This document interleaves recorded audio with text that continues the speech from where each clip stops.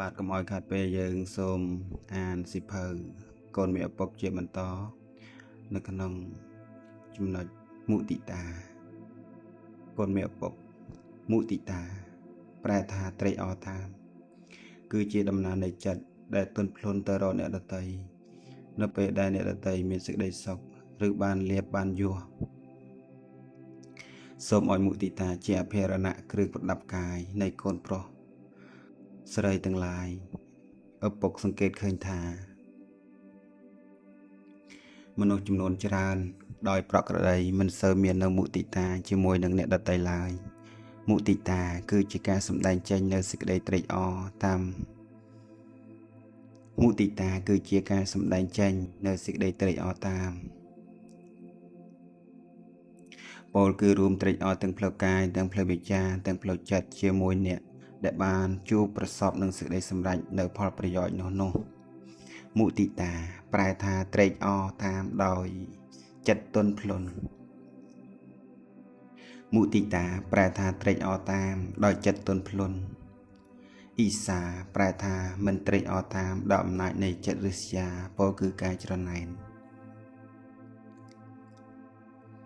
ចូលកូនចាំទុកថាសត្រូវដ៏សំខាន់របស់មុទិតាគឺអ៊ីសាកាលបើច្រណែនហើយចិត្តក៏មិនត្រេកអរមិនមានការពេញចិត្តមានសភាពញើបញ័រដូចចោរយកសត្រាវុធមកភ្យងត្រង់ដើមទ្រូងដូច្នោះឯងកាលណាបើបានដឹងថាអ្នកដតីបានល្អហើយមិនថាបងប្អូន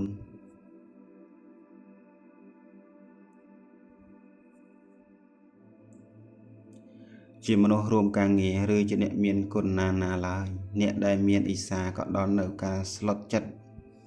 បែបម្យ៉ាងមានការអន់ចិត្តបើមិនទប់ស្កាត់ទេវានឹងបណ្ដាលឲ្យមានរឿងមិនល្អផ្សេងកើតឡើងដែលជារឿងគួរឲ្យខ្លាចវិធីកម្ចាត់អ៊ីសាគឺអប់រំចម្រើននៅមុទិតាមានសទ្ធាជឿហេតុផលមានបញ្ញាយល់ដឹងរឿងក្នុងលោកមិនយល់ថាសម្បត្តិក្នុងលោកវាអស្ចារ្យណាស់នោះទេតាមពិតវាគ្រាន់តែសម្រាប់ដោះស្រាយនៅសេចក្តីទុក្ខលំបាកប្រចាំរូបកាយតែប៉ុណ្ណោះបើរូបកាយមិនមានហើយក៏មិនចាំបាច់ត្រូវការទ្រព្យសម្បត្តិអ្វីបន្តិចបន្តួចឡើយដូចជាថ្នាំសម្រាប់ព្យាបាលរោគ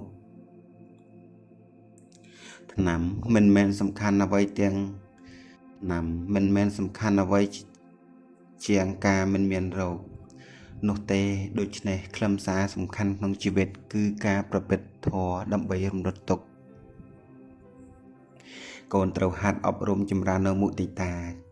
ចាប់ផ្ដើមពីក្រុមគ្រួសារទៅមុនរួចហើយផ្សាយពង្រីកទៅដល់អ្នកដទៃជាខាងក្រៅទៀតអ៊ីសាក៏នឹងសាបសូន្យទៅម្ល៉េះហើយកូនមានឪពុកដែលមានតែមុទិតាចំពោះអ្នកដទៃយ៉ាងនេះសេរីសួស្តីនិងសេចក្តីសុខក៏ចូលមករកជីវិតរបស់កូនព្រម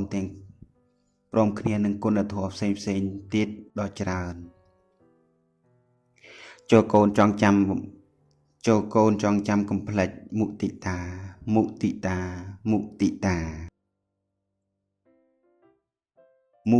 ាជាថ្នាំរងាប់រោគអ៊ីសាស្មោកគ្រោករោគក្នុងចិត្តអ៊ីសាកាត់ឡើងអស់អាណិតដោយខ្មោចសន្ធិដ្ឋនៅក្នុងខ្លួនអ៊ីសានាំឲ្យមានគំនុំធ្វើឲ្យសង្គមមិនមើលមួនចាក់ដោតព្យាបាទប្រគំគួនថែធួនដោយថ្នាំមុទិតាកូនមេឪពុក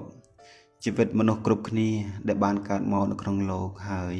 មានប្រក្រតីនៅដោយសេចក្តីសុខទៅបាននោះគឺមកអំពីស្គាល់និងគោរពនៅទួនាទីរបស់ខ្លួនឯងដើម្បីកូនមានឪពុកស្គាល់តួនាទីស្គាល់នៅសិទ្ធិរបស់ខ្លួនសិទ្ធិរបស់អ្នកដទៃនិងដើម្បីកូនមានឪពុកស្គាល់តួនាទីស្គាល់នៅសិទ្ធិរបស់ខ្លួនសិទ្ធិរបស់អ្នកដទៃនិងដើម្បីរៀបចំទុកដាក់ឲ្យបានល្អក្នុងការសេពគប់ឬសមាគម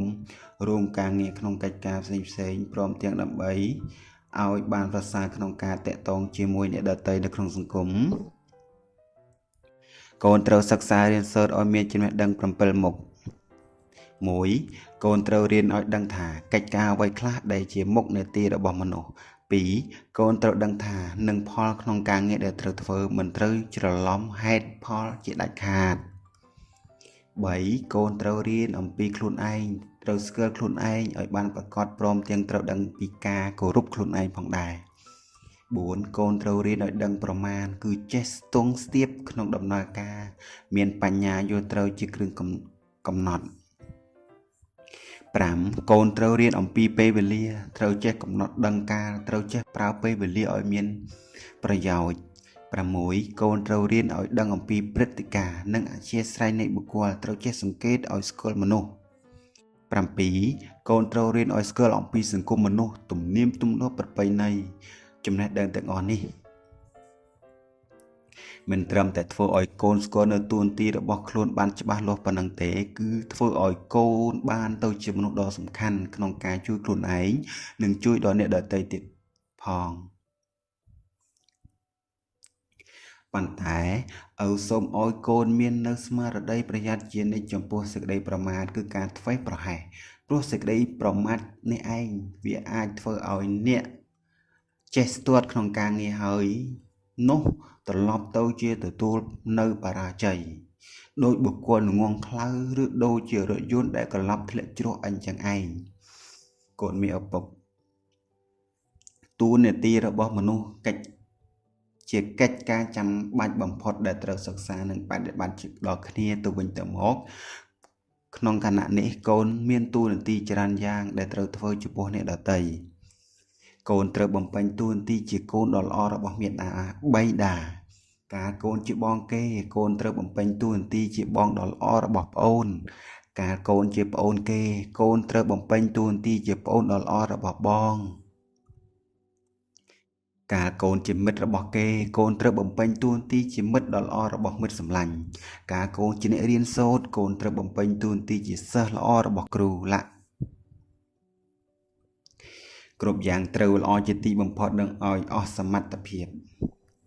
ការបដិបត្តិនៅតួនាទីជាមនុស្សគឺជាការបដិបត្តិនៅធម៌ដ៏សមគួរតាមធម៌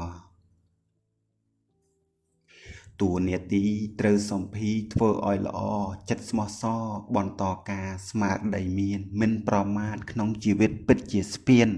ចាស់អត់ឃ្លានឈានឆ្លងគ្រោះរស់ប្របីខ្ជិលធ្វើការមានឈ្មោះថាស្លាប់ទាំងរស់ស្លាប់ដោយពស់រស់កង្កែបបែបសត្វរៃហេតុដូច្នេះកូនត្រូវចេះឆ្លាតវាងវៃកុំចាត់ភ័យលែងឲ្យសពញើបដៃជើងកូនមានឪពុកកូនមានតួនាទីរបស់កូនដែលត្រូវបដិបត្តិចំពោះមាតាបិតាដូចខាងក្រោម 1. តាំងចិត្តសិក្សារៀនសូត្រដើម្បីឲ្យបានជាកូនចេះដឹង 2. ជួយធ្វើកិច្ចការមាតាបិតាឲ្យបានល្អជាទីបំផុត 3. តម្កល់តម្កើងនៅវង្សត្រកូលឲ្យបានល្អតទៅ 4. ប្រព្រឹត្តខ្លួនឲ្យល្អឲ្យសមគួរជាអ្នកទទួលនៅមរតក 5. មាតាបិតាចិញ្ចឹមកូនមករស់មកកូនត្រូវចិញ្ចឹមមាតាបិតាវិញជាពិសេសនៅពេលដែលគាត់ចាស់ទៅនឹងឯង 6. នាំមាតាបិតាទៅវត្តឬកន្លែងផ្សេងតាមសមគួរ 7. នៅពេលមាតាបិតាមានជំងឺត្រូវនៅថែរក្សាឲ្យដិតដល់ត្រូវជួយឲ្យមាតាបិតាបានស្ដាប់ធម៌ផង 8. ត្រូវរក្សាទឹកចិត្តរបស់មាតាបិតាមិនឲ្យមាតាបិតាមានទុក្ខកង្វល់ឬខូចចិត្តដោយសាររឿងមិនល្អរបស់ខ្លួនកូនឡើយត្រូវចាំទុកថាសេចក្តីសុខរបស់មាតាបិតានៅត្រង់កតញ្ញូតាធម៌របស់កូនទាំងឡាយសេចក្តីសុខរបស់មាតាបិតានៅត្រង់កតញ្ញូតាធម៌របស់កូនទាំងឡាយ 9. ត្រូវថែរក្សានៅទ្រព្យសម្បត្តិផងអវយវៈខ្លួនប្រាណទាំងឡាយទាំងមូលផងជីវិតផងនិងអវាទទូមានផ្សេងផងដែលមាតាបិតាបានប្រគល់ឲ្យមកកូន 10. ធ្វើបុណ្យឧទ្ទិសជូនដល់មាតាបិតាការគិតធ្វើការកិរិយាទៅកាន់បរលោកហើយកូនមានឪពុកកាលកូនជាអ្នករៀនសូត្រគឺជាសិស្សកូនមានតួនាទីទាក់ទងនឹងការសិក្សាដូចខាងក្រោមនេះ 1. ត្រូវសម្ដែងការគោរពចំពោះលោកគ្រូអ្នកគ្រូដោយយកសេចក្តីកោតក្រែង 2. បើមានឱកាសត្រូវប្រញាប់ចូលទៅទទួលបម្រើគ្រូក្នុងកិច្ចការដ៏សមគួរ 3ត្រូវស្ដាប់គ្រូនិងបដិបត្តិតាមការណែនាំរបស់លោកគ្រូអ្នកគ្រូដោយយកចិត្តទុកដាក់ 4តាំងចិត្តរៀនសូត្រគ្រប់មុខវិជ្ជាដែលត្រូវនាំមកបង្រៀន 5ត្រូវបដិបត្តិឲ្យមាននៅរបៀបវិន័យតាមបទបញ្ជារបស់សាលាត្រូវទុកវិន័យដូចជាអលង្ការ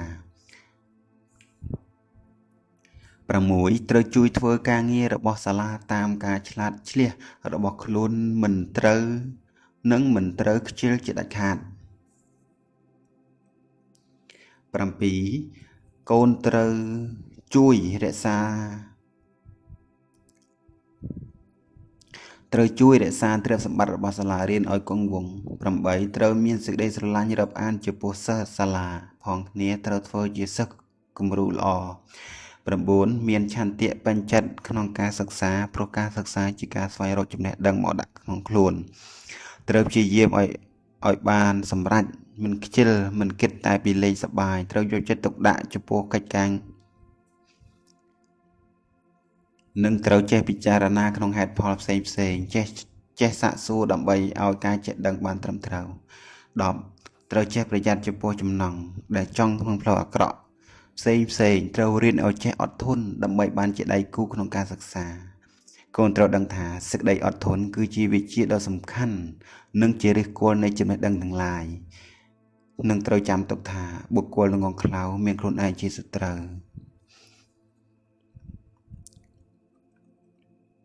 កូនមានឪពុកតួនាទីត្រូវបប្រតិបត្តិចំពោះអ្នកដទៃដូចតជាទូទៅ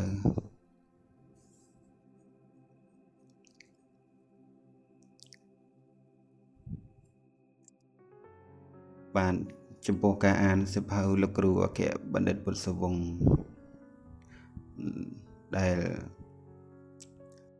មានប្រមាណប៉ុណ្ណេះក៏សន្មតថាតែប៉ុណ្ណេះសិនយើងនឹងជួបគ្នានៅភាគបន្តទៀត